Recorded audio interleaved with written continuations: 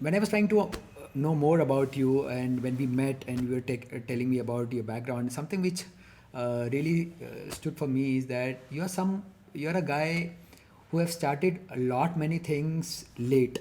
Uh, so you have defied that fact that age is just a number. You could start at any age. Like, so I was kind of, when you were telling me and I was trying to go through the numbers, and I'm sure if I got the numbers right, so I think what you probably would be 35, 36 when you started playing squash. You were probably 40 types when you started playing tennis first. Then around 44 you started doing running. So that's an age where people are not trying to do anything in physical, right? I mean, all they are is khao pio and enjoy, right? And you started your startup career also in your mid 40s, Late right? 40s. Late 40s, right? So you've started a lot of things both in sports, fitness, and professionally much later, and you've kind of defied that fact, and you've come out very strong. So I want to kind of reflect back, particularly in the sports part, right? What made you first? Let's go back to the squash. What made you choose squash as a sport when you were 34, 36? And what made you choose this different sport? Like, what made you say that, okay, now squash is done.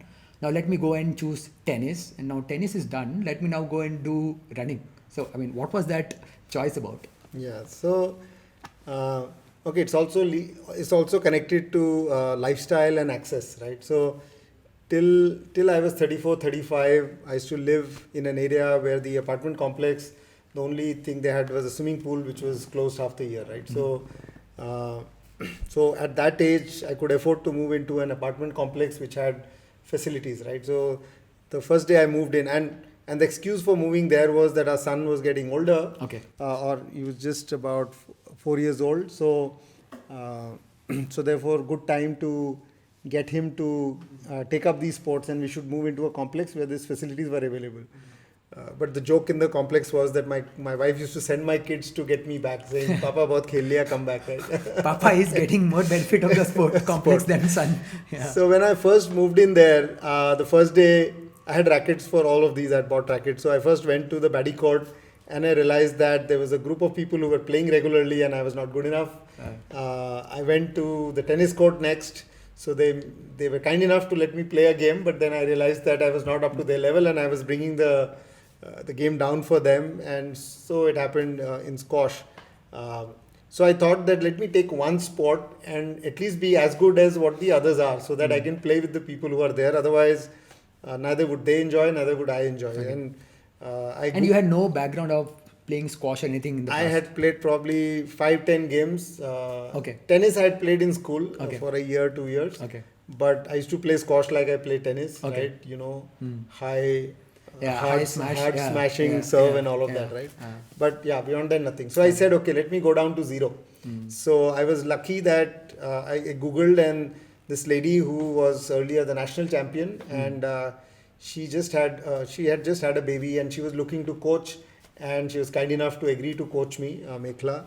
And so I said, okay, let me learn from the best. So every morning she used to come to our complex, and then we would play for an hour. And then any free time I would go to the court, and I'll keep hitting the backhands, keep doing the drills, which are so important in squash. And the whole motive was to keep getting better at squash. There was a Bangalore ladder. I started playing in that. At some point, I was 26, 27 on that in ladder. Bangalore circuit? Yeah, Bangalore Wow. circuit. Okay. And there was also this ladder they used to divide the first 64 people into 8 groups. Okay. And then you would have those tournaments, etc. So I had played those. But over time, what happened was that I was as good or better than most people in the complex. And there were just a group of 2-3 people, because not many people play squash well, right? Okay. A lot of people play it, but getting the technique right. So, and I started getting bored because I was not improving, because there was nobody to play with. And this ladder thing where you play different people is slightly erratic, because you have to find somebody to play and then fix up a time. So once in 3 weeks, you get to play with somebody if he agrees.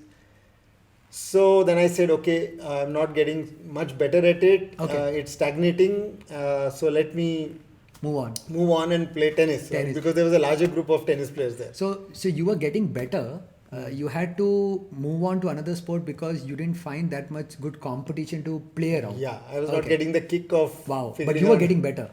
I was getting slightly better, but I was playing the same guy, Sure, so I couldn't sure. even measure whether I was getting better. Okay, So okay. yeah, so I said, okay, let me move on to a new sport. Okay. So there was a larger group of tennis players, and I said, okay, we'll give more variety. Okay. But I did it for 4 years, right? Okay. So Played squash for 4 Okay. years, and so I would still play squash, but I took up tennis, and there was this amazing coach in our complex who had played ITF, Okay. and he had also done linesman at Wimbledon. So Okay. Oh. he used to beat me 6-0 for every morning, but still I would land up every. Okay. So even this lady used to beat me like Yeah. 11-0, Right. even when I thought I was good. Yeah. And I used to say, it's like the Chinese proverb, right? That you eat a frog and your day can only get better. And you tell people that every morning you go, you could get beaten. Yeah. And then, so I moved on to another sport. So tennis, it used to be dark in the morning, and that's the time it was available. So under floodlights, I think 5:30 to 6:30, thrice or 4 times in a week, I would play with the coach for an hour singles, Okay. then play doubles with the team, and it was a good group, and and I enjoyed that sport. And then I moved away from that complex into the place I live currently, and here. While there are more tennis courts, there are 2 tennis courts, but it's a new group, and there were a lot of the tennis courts were busy, etc. I was not able to build up my new group, so I took up Running. Right. Right. And I told you about that Yeah. whole marathon thing. Yeah. The How you Missouri get trip got and how it started, yeah. started. So Right. that was the same time. Right. So all this process, moving from squash to tennis to running, what was the primary goal in your mind? That is it to get better in that sport, or just kind of learn and stay fit? Like, is sport just a means to stay fit, or just to kind of push your limit to understand how far can you go in terms of your performance? Yeah.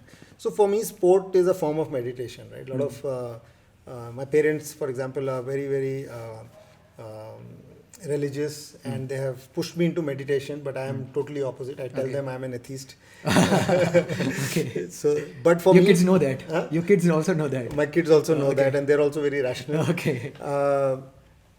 But for me, sports has been like a meditation, right? Okay. And I relate a lot between my improvement in sport and my improvement in business, right? So, for example, like I was telling you during the run, is that my main way of playing squash or tennis is that put one more ball back, right? And therefore I just do whatever it takes to keep. Like in tennis, I was called the CRO, Chief Returning Officer, because Okay. You're always the other side would putting believe the that ball they have back. hit a winner, but I would just reach out and then push it back, Push it right? back. And some way my career has also been like that, while I have changed my roles every 6-7 years, but in those 6 years, whatever it takes to make the business keep moving forward, look at every little opportunity, because like you would have read it many where 1.01 into the power 365 is Yeah. some magical number. So keep doing a bit better, etc. And therefore, when you play sport, you realize that while that might be a strength, the other side, you would also want to have that winner shot where you could hit a winner rather than just Yeah. trying to put the ball back. And therefore, you question that when you are in an office situation, are you just letting the situation linger or taking bold decisions where you can step up, and therefore, how do you behave in those situations? So for me, whether it's running or sports, it gives me a lot of time to think about how improvements can happen, and a lot of things I can relate between sport as well as how I behave at work or in personal life.